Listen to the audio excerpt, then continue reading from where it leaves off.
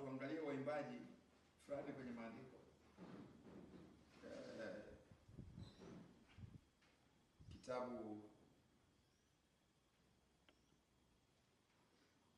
Kitabu cha Mambo ya Nyakati, Mambo ya Nyakati wa pili, sura ile ya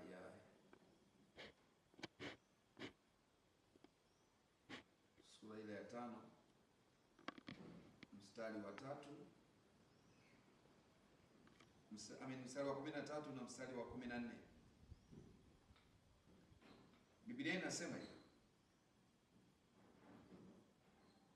hata ikawa wenye panda na waimbaji walipokuwa kama mtu mmoja, wakisikizisha sauti moja ya kumsifu Mungu na kumshukuru Bwana, nao wakapaza sauti pamoja na panda na matoazi na vinanda, wakimsifu Bwana wakisema, kwa kuwa ni mwema, kwa maana fadhili zake ni za milele.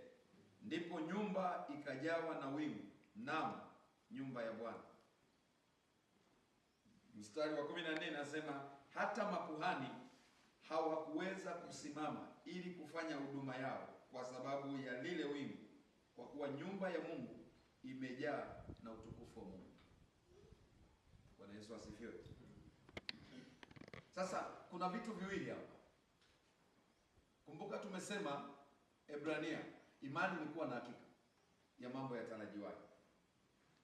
Biblia inasema hata ikawa wenye panda na waimbaji walipokuwa kama mtu mmoja.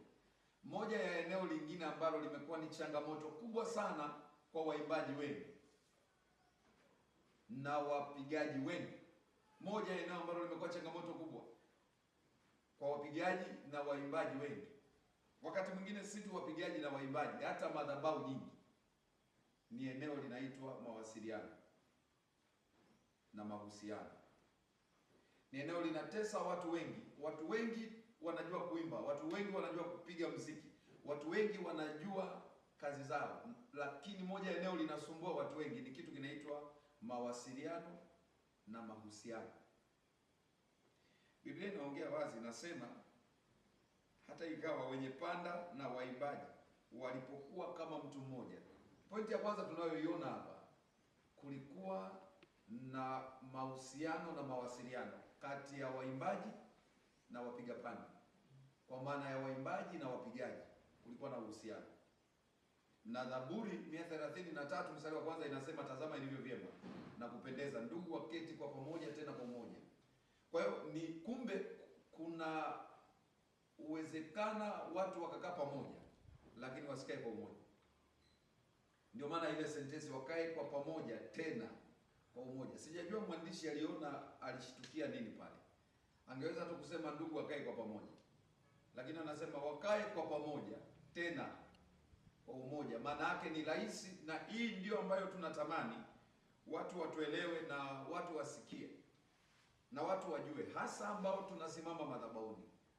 Ni rahisi sana praise nyingi na wapigaji wengi kufanya madhabahu moja, huduma kwa pamoja, lakini si praise nyingi na waimbaji wengi kufanya kwa umoja. Na huu ugonjwa au hii kansa inakula vikundi vingi vya waimbaji na wapigaji. Yaani mnapiga, mko kwenye madhabahu ya Mungu, mnataka kushusha uwepo wa Mungu, mnataka kushusha wingu la Mungu, mnataka kumconvince Mungu atoke kwenye kiti cha enzi. Amen.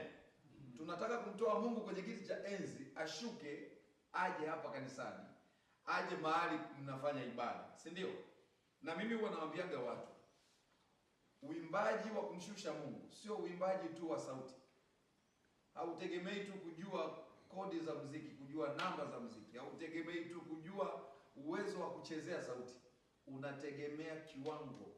Ndio maana nimesema, Biblia inasema yote huwaelekea au yanawafuata watu waliopata maarifa. Hakuna kitu kizuri kwa mwimbaji au mpigaji kuwa na maarifa ya neno, kuwa na ufahamu wa neno. Kwa sababu huwezi kumshusha Mungu kujua kupiga gita, kujua kuimba. Duniani kuna waimbaji wazuri, sio? Kuliko hata wa gospel. Niliwahi kumsikia mwimbaji mmoja wa duniani alikuwa anaimba wimbo wa mama ni mama, sijui nani kama mama. Jamaa naimba wa mama wanatoa machozi na kamasi. Sasa pale napo tunaweza tukasema uwepo wa Mungu umeshuka. Voko ya mtu imesababisha watu wanatoa nini? Kwa unaweza ukawa na voko nzuri ikawatoa watu machozi, lakini haimaanishi ni uwepo wa Mungu umeshuka.